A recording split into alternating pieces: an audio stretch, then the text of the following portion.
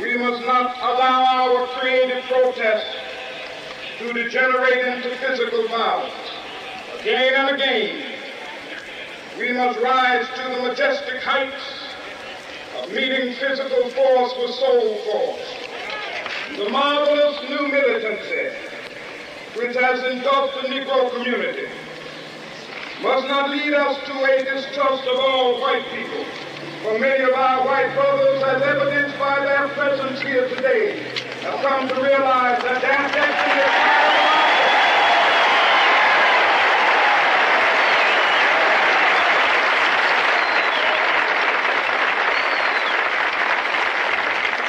They have come to realize that their freedom is inextricably bound to our freedom.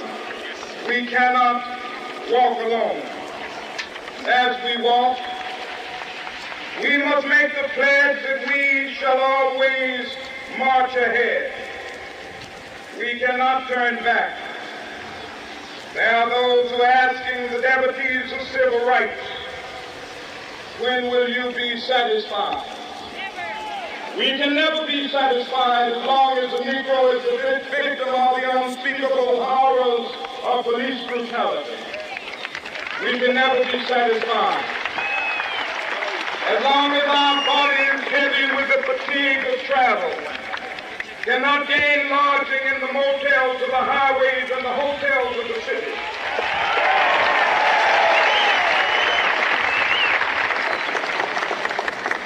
We cannot be satisfied as long as a Negro in Mississippi cannot vote and a Negro in New York believes he has nothing for which to vote.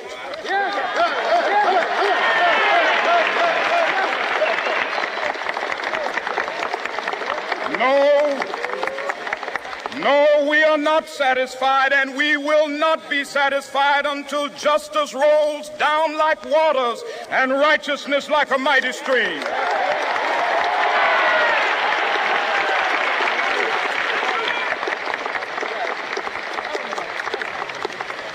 I am not unmindful that some of you have come here out of great trials and tribulations.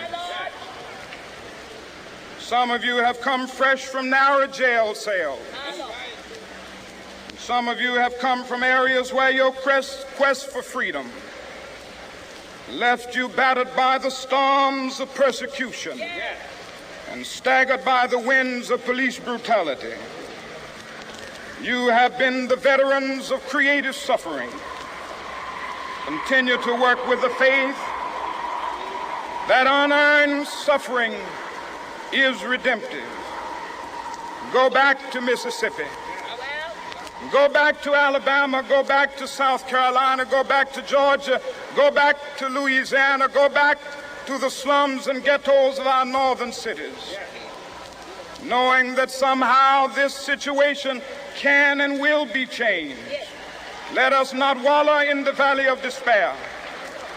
I say to you today, my friends,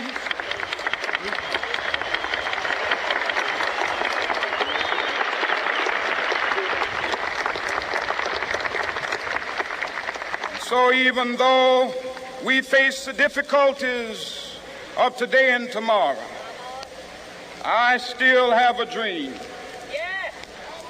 It is a dream deeply rooted in the American dream. I have a dream that one day this nation will rise up and live out the true meaning of its creed. We hold these truths to be self-evident, that all men are created equal.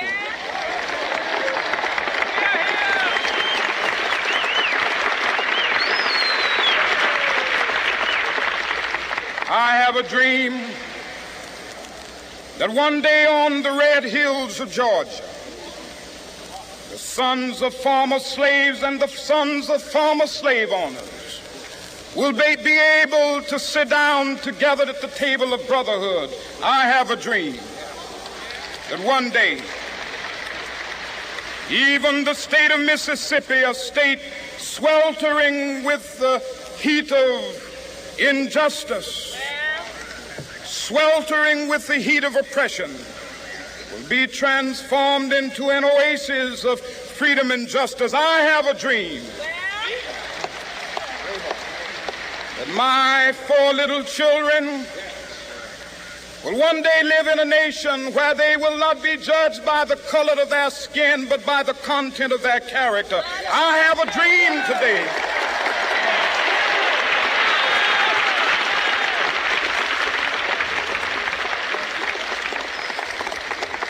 I have a dream that one day down in Alabama, with its vicious racists, with its governor having his lips dripping with the words of interposition and nullification.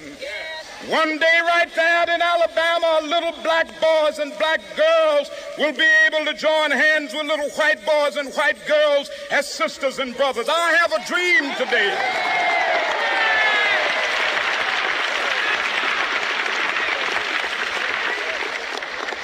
I have a dream that one day every valley shall be exalted, and every hill and mountain shall be made low. The rough places will be made plain, and the crooked places will be made straight. And the glory of the Lord shall be revealed, and all flesh shall see it together.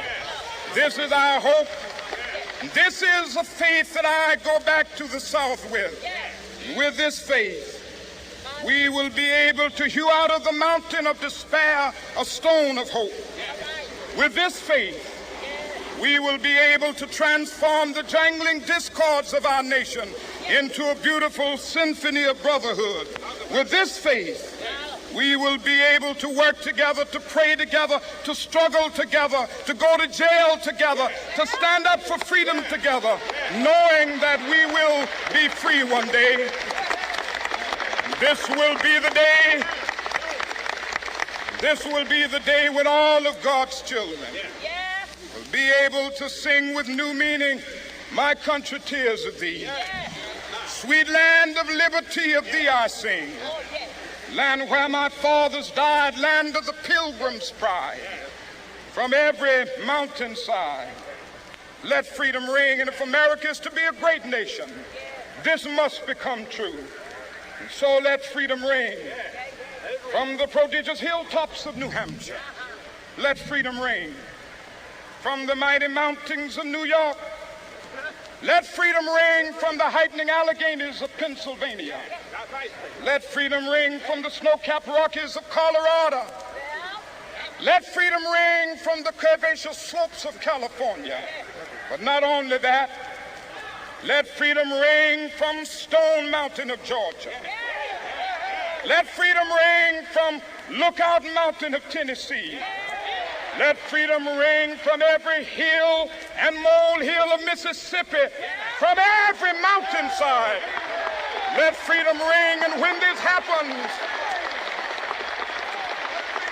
when we allow freedom ring, when we let it ring from every village and every hamlet, from every state and every city, we will be able to speed up that day when all of God's children, black men and white men, Jews and Gentiles, Protestants and Catholics, will be able to join hands and sing in the words of the old Negro spiritual, "Free at last, free at last.